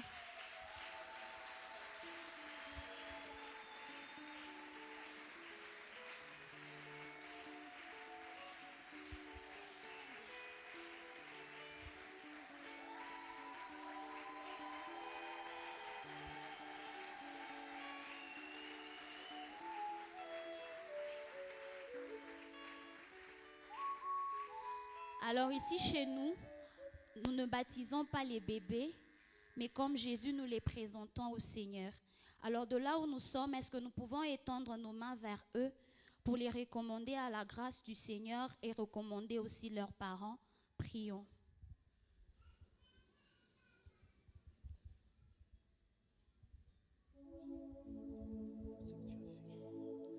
Éternel Dieu, nous venons encore devant toi ce matin avec ces enfants. Priya, Océane, nous venons les recommander à toi. Te dire merci Père éternel, Dieu de gloire, parce que tu les as donnés à ces familles, à leurs parents, à cette église éternelle. Les enfants sont une bénédiction qui vient de toi. Merci d'avoir béni ces familles. Merci d'avoir béni cette église. Merci d'avoir béni cette ville. Merci d'avoir béni cette province, ce pays, éternel Dieu de gloire, en envoyant tes enfants. Nous croyons, Père éternel Dieu de gloire, que tu les as envoyés avec une mission précise qu'ils devront, Seigneur, accomplir sur cette terre, dans ce pays, dans ce monde. Nous te prions donc, ô Dieu de gloire, d'éveiller sur leur croissance. Accorde-leur, Seigneur, tout ce dont ils ont besoin pour grandir, pas seulement, éternel Dieu de gloire, en âge, pas seulement, Seigneur éternel, en stature, mais quand ils vont grandir, Seigneur, donne-leur, ô Dieu de gloire, de t'accepter, toi, comme Seigneur et Sauveur. Donne-leur, Seigneur, de s'attacher à toi, de croire et de marcher, Père éternel, Dieu de gloire, en conformité avec ta parole. Éternel, nous te prions de pourvoir à tous leurs besoins. Accorde à leurs parents, Seigneur, les biens matériels nécessaires pour leur croissance. Accorde à leurs parents la sagesse, éternel Dieu de gloire, nécessaire. Oh Dieu, que leurs parents soient des parents prophètes pour donner, Seigneur, une directive conforme à ta parole à leurs enfants. Seigneur, que ces familles soient bénies, que ces familles soient, éternel Dieu de gloire, encore, oh Dieu Tout-Puissant, attachées à toi. Par la même occasion, Père, ce matin, je prie pour toutes les femmes désireuses d'avoir des enfants en ce lieu. Éternel Tout-Puissant, ma prière, c'est que, oh Dieu, toi qui agis au-delà de ce que nous pouvons faire, toi qui agis infiniment au-delà de ce que nous pouvons penser, parce que cela, tu les mets dans mon cœur, et parce que tu m'as dit que chaque fois que je prierai pour une femme qui a besoin d'enfants, elle concevra, Seigneur, elle aura cet enfant. Je prie dans le nom de Jésus, que toute femme se trouvant en ce lieu, qui désire, éternel Dieu de gloire, avoir des enfants, qu'ils soient visités par toi, et que Père, avant, Seigneur éternel, que cette année ne se termine, oh Dieu, que son ventre prenne de la forme, que son ventre gonfle parce qu'à l'intérieur, il y aura des enfants. Et que l'année prochaine, Seigneur, nous venons encore présenter ces enfants devant toi comme témoignage et signe de ce que tu as fait ce matin. Reçois la gloire, l'honneur, la louange au nom de Jésus. Amen. On peut acclamer pour le Seigneur pendant qu'ils regagnent leur place.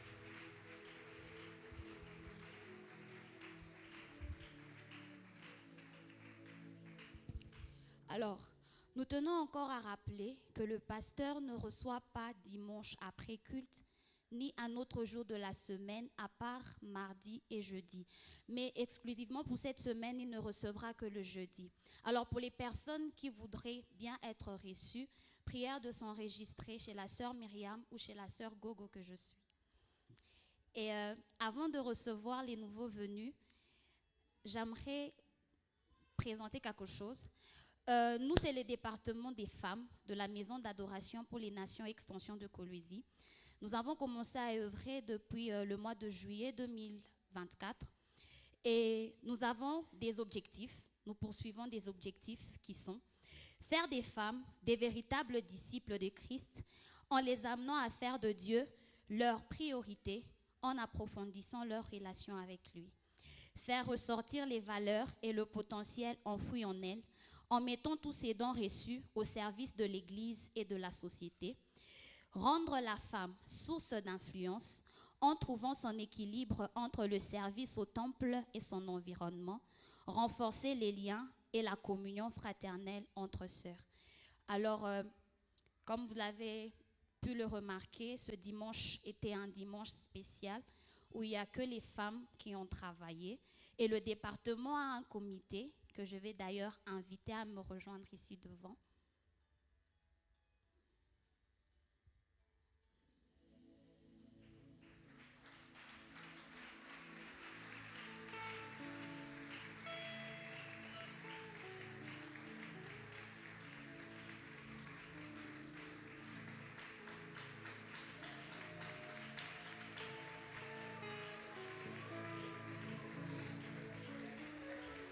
Voilà. Alors, chères sœurs de la Maison d'adoration pour les nations, extension de Kolwezi, ce matin, nous sommes encore en train de vous inviter à venir à nos cultes qui se passent tous les jeudis, tous les 3 premiers jeudis du mois. Et maintenant, je viens aussi inviter le pasteur à bien vouloir nous rejoindre pour quelque chose.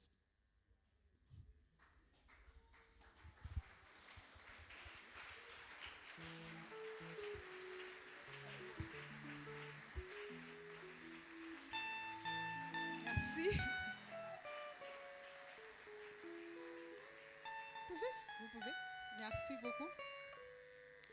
Merci beaucoup de nous honorer. Bonjour à tous. Et donc, c'est juste un petit mot que le département aimerait adresser à notre pasteur. J'aimerais quand même que vous soyez là. Là, d'abord, c'est pas... Merci. Comme ça, on va bien vous voir. Chaque fois, on vous voit.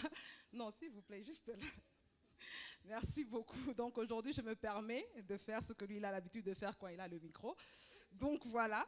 Le département aimerait juste vous adresser quelques mots qui vraiment viennent du fond, pas seulement de mon cœur, mais du cœur de ces femmes qui sont ici présentes. Donc, au nom du département des femmes, nous tenons à exprimer notre profonde reconnaissance pour votre soutien, votre accompagnement inestimable. Depuis la création de ce département, c'est vrai que certaines personnes nous regardent de haut, mais vous avez cru en nous. Vous avez été une source constante de guidance, d'amour, de sagesse tel un père. Grâce à vous, nous avons pu grandir ensemble dans la foi, découvrant notre potentiel et trouver notre place au sein de cette communauté qui est notre Église mâle. Votre écoute attentive et votre foi inébranlable nous ont permis de surmonter nos doutes et de marcher avec plus de confiance dans notre appel, tel que quand même ce matin vous le constatez par la prédication qui nous a bénis. Ainsi, en signe de notre gratitude et d'affection, nous avons l'honneur de vous remettre ce petit présent.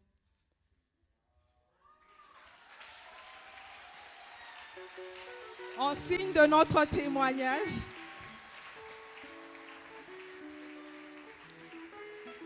un humble témoignage de notre reconnaissance pour tout ce que vous faites pour nous. Que Dieu vous bénisse abondamment et qu'il continue à vous utiliser puissamment pour son œuvre. Est-ce qu'on peut bénir et acclamer le Seigneur pour notre pasteur?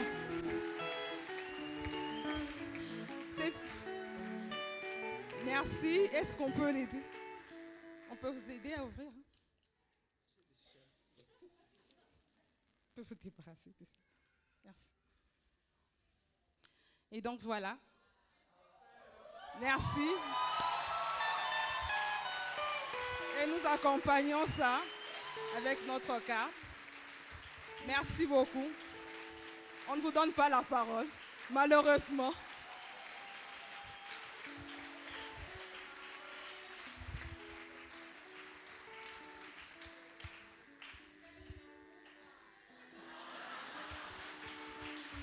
Voilà, comme je disais, qu'on ne lui donnait pas la parole.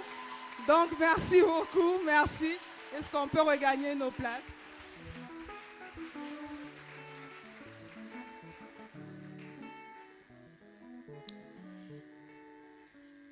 Alors, nous allons recevoir les personnes qui sont venues prier avec nous pour la première fois. Mais avant ça, nous aimerons saluer le frère Benoît de Man Lubumbashi. S'il est là, il peut se tenir debout. Et nous allons le recevoir. Merci.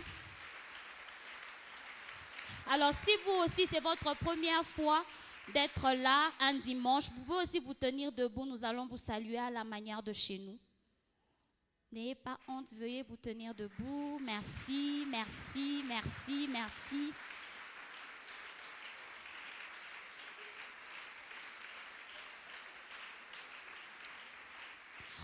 Nous vous souhaitons la bienvenue chez nous. Grande est notre joie de vous compter parmi nous ce matin. À la fin, ne soyez pas pressés. Veuillez prendre les sièges à ma droite et une équipe viendra vous recevoir comme vous le méritez. Maintenant, est-ce que nous pouvons nous tenir debout? Nous sommes arrivés à la fin.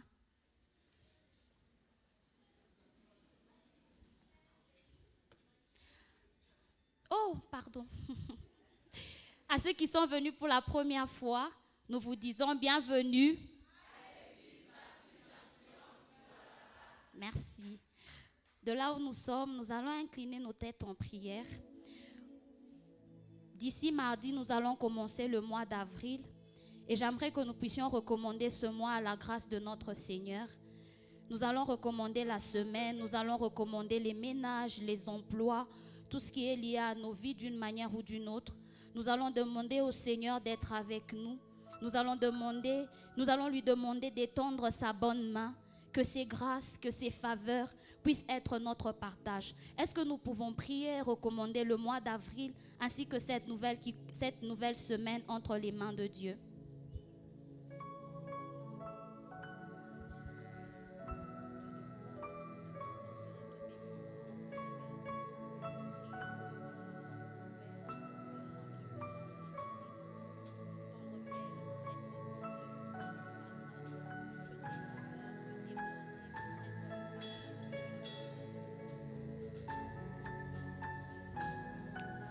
Éternel Dieu de grâce, éternel Dieu de paix, tendre Père, Dieu de gloire et de toute bonté, nous te bénissons.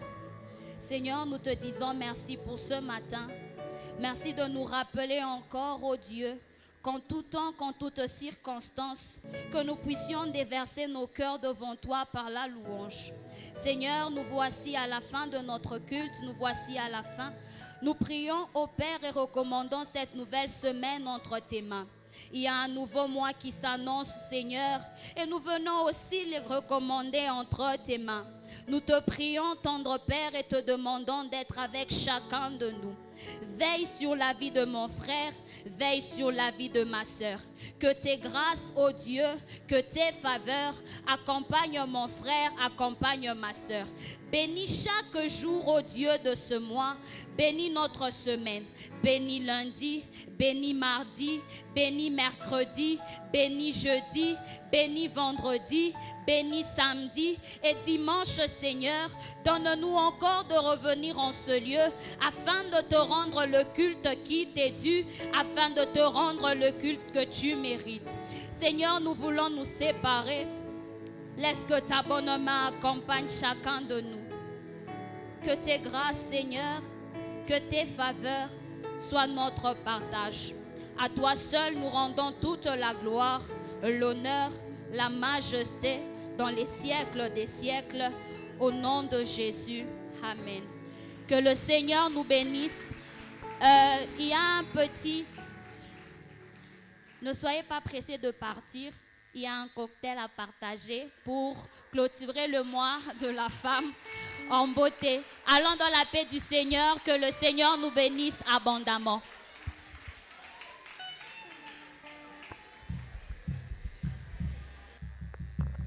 Yozali mokolo bolingo